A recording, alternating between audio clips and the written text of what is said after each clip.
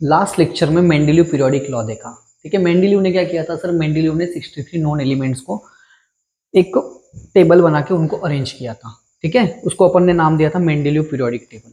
Mendeleev का law क्या था सर, मेंडेलीव का लॉ था properties of elements are periodic function of their atomic masses, ठीक है। ये वर्ड पकड़ के चलो अभी, एटॉमिक मास, ठीक है, मेंडेलीव का लॉ। फिर मेंडेलीव के पहले कौन था, न्यूलैंड। मेंडेलीव के पहले न्यूलैंड आया था ना, तो न्यूलैंड ने जो बोला था, न्यूलैंड ने क्या सांगितलं कि सर जो लॉ है उसका वो ये था कि when the element are arrange in the increasing order of their atomic mass. मतलब भाई मेंडेलीव, फिर उसके पहले न्यूलैंड, फिर उसके पहले कौन था, थोड़ा याद करोगे तो डोबेरेनर था। डोबेरेनर का जो लॉ था वो क्या था कि इन अ ट्रायड मतलब group of 3 elements having similar chemical properties, triad के अंदर जो भी 3 एलिमेंट्स रहेंगे उनको अगर हम इंक्रीजिंग ऑर्डर में अरेंज करें, the property of middle element is approximately equal to the mean of other two. तो ये था डोबेरेनर, ठीक है। तो न्यूलैंड, मेंडेलीव, डोबेरेनर, सबके डायलॉग में, सबके लॉ में एक चीज कॉमन है, एटॉमिक मास। और दिक्कत यही पे, प्रॉब्लम यही से स्टार्ट होती है, क्योंकि होता क्या है ना कि इनके बाद एक जो फिजिसिस्ट है, साइंटिस्ट है, Henry Mosley,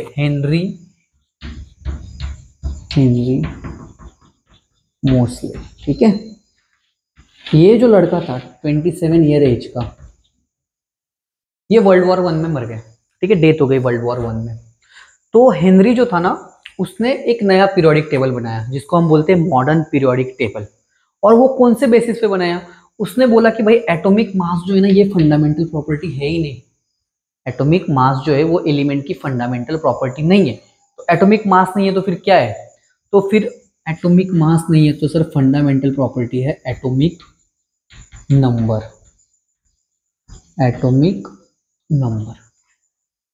atomic mass number. तो एटॉमिक नंबर जो था ये बाद में इन्वेंट हुआ, मेंडेलीव, न्यूलैंड, डोबेरेनर, इनके टाइम पे एटॉमिक नंबर नाम का कंसेप्ट नहीं था, क्योंकि एटॉमिक नंबर मतलब नंबर ऑफ प्रोटॉन, यानी नंबर ऑफ प्रोटॉन जो होते हैं वो न्यूक्लियस के अंदर होते हैं। तो न्यूक्लियस के बारे में पता नहीं था, तो इन बिचारों को भी एटॉमिक नंबर के बारे में पता नहीं होगा ऑब्वियसली, ठीक है। तो हेनरी ने बोला कि सर एटॉमिक नंबर ये फंडामेंटल प्रॉपर्टी है और एलिमेंट्स को मैं अरेंज करूंगा इन the increasing order of their atomic number, ठीक है। तो मेंडेलीव ने हेनरी का जो पीरियोडिक मॉडर्न पीरियोडिक लॉ है वो क्या है sir, modern periodic law.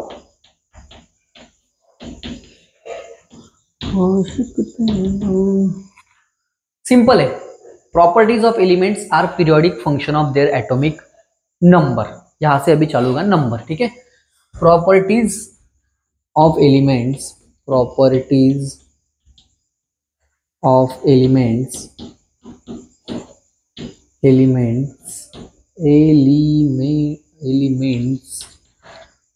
Are, spelling में समझ जाता हूँ, properties of elements are periodic function of their atomic number. सगड़ा गेम, सब गेम, पूरा गेम किस चीज का है, एटॉमिक नंबर, ठीक है। एटॉमिक नंबर के हिसाब से अरेंज करो सर, फिर प्रॉपर्टी होगी ना वो एक सर्टेन इंटरवल के बाद क्या होगी, रिपीट हुई, बरोबर। तो किसका सबसे ज्यादा करेक्ट कौन है, 100% करेक्ट था सर मॉडर्न पीरियोडिक लॉ है, एटॉमिक नंबर, ठीक है। इन बिचारों की कोई गलती है क्या, नहीं सर इनकी गलती नहीं है, क्योंकि तब तक एटॉमिक नंबर नाम का कंसेप्ट था ही नहीं पिक्चर में। तो अभी देखो, ये जो हेनरी था, हेनरी मोस्ले, इसका बताया मैंने 27 की उम्र में बेचारा वर्ल्ड वॉर 1 में शहीद हो गया, और बहुत इंपॉर्टेंट काम करके रिसर्च करके गया। इसने दिया मॉडर्न पीरियोडिक टेबल, दुनिया को दे दिया मॉडर्न पीरियोडिक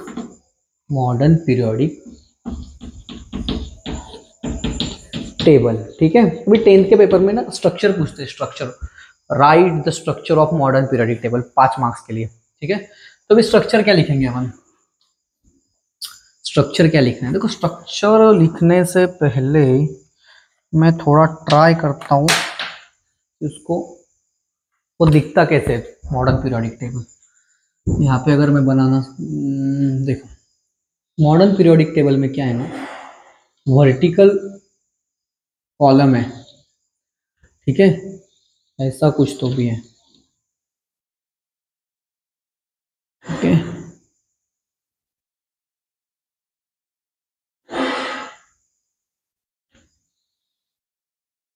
ऐसे वर्टिकल कॉलम से कुछ, और ये ऐसे हॉरिजॉन्टल रोज है। ठीक है, ऐसे कुछ तो भी बेसिक स्ट्रक्चर है। ये ऐसा समझ लो स्केलेटन बना रहा हूँ मैं उसका, ये दिख रहा है पूरा। हाँ ये तो है, ऐसे कुछ तो भी उसने बनाया है। ठीक है, कितने एलिमेंट्स रखा है उसमें, कितने नॉन एलिमेंट्स है, 118 एलिमेंट्स। ठीक है, तो अभी स्ट्रक्चर लिखते हैं। देखो ड्राइंग बहुत खराब है लेकिन फिर भी ठीक है, कुछ इस तरह का दिखता है, गूगल पे देख लेना या फिर बुक में है।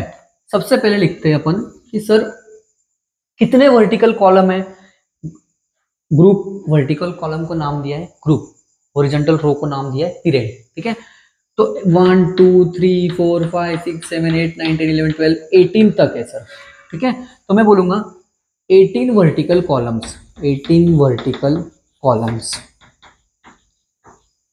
Columns called groups. क्या बोलते हैं उनको, ग्रुप्स। फिर हॉरिजॉन्टल रोज कितने हैं, 7 हॉरिजॉन्टल रोज, ये ऐसे, ये 1 2 3 4 5 6 7 ऐसे 7 हॉरिजॉन्टल रोज, हॉरिजॉन्टल रोज कॉल्ड पिरियड, काय म्हणतो आपण त्यांना, पिरियड म्हणतो। ठीक है, थर्ड पॉइंट अपन लिखेंगे कि टोटल कितने एलिमेंट्स है। तो भाई थर्ड पॉइंट ऐसा है कि भाई ग्रुप्स, ग्रुप्स और पीरियड्स का जब अरेंजमेंट करते हैं, when the arrangement of groups, vertical column, groups and periods result in the formation of boxes, छोटे छोटे बॉक्स तैयार हो जाएंगे। कितने बॉक्स हैं, 118 and each box represent 1 element. ठीक है, तो बोलेंगे, लिखेंगे arrangement of groups and periods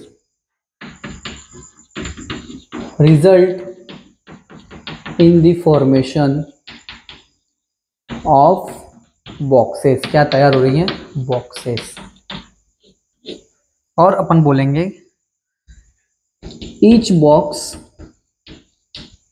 हर एक बॉक्स रिप्रेजेंट कर रहा है, रिप्रेजेंट 1 एलिमेंट। समझ लगा, हाँ सर समझ लो, 3 पॉइंट है ना, अभी तक तो 3 ही पॉइंट लिए।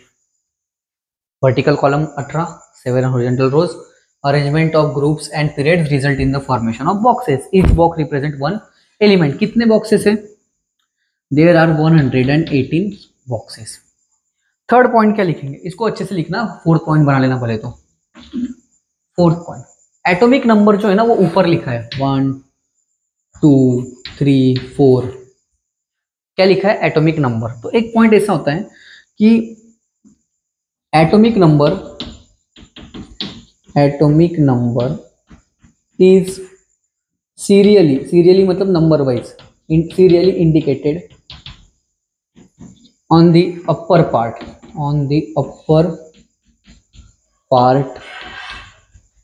of the box। Atomic number ऊपर के साइड जितना आएगा उसको पॉइंट के हिसाब से लिखो और पॉइंट बढ़ाते चलो। फिफ्थ में अपन बोल सकते हैं कि sir the entire periodic table, तो पूरा जो पीरियोडिक टेबल है ना वो उसने डिवाइड किया है 4 ब्लॉक में। कितने ब्लॉक है, 4। सबसे पहले एस ब्लॉक, कौन सा वाला है सर, ये वाला, ये ग्रुप 1 एंड ये ग्रुप 2, ये आते हैं सर एस ब्लॉक में। फिर एस ब्लॉक के बाजू में जो है 3 to 12 ग्रुप, ये होता है आपका डी ब्लॉक। फिर 13 to 18 आता है पी ब्लॉक, और ये नीचे जो सीरीज बनाई है ना 2, लैंथेनाइड एंड एक्टिनाइड की सीरीज, ये आता है आपका एफ ब्लॉक। बताऊंगा अभी। पॉइंट ये है कि सर पूरा पीरियोडिक टेबल उसने डिवाइड किया 4 ब्लॉक। जैसे अगर मैं एक स्टेट को क्लासिफाई करूं, स्टेट को डिवाइड करूं, तो डिस्ट्रिक्ट में डिवाइड करूंगा ना, वैसे ही उसने पीरियोडिक टेबल को 4 ब्लॉक में डिवाइड किया। तो अपन लिखेंगे एंटायर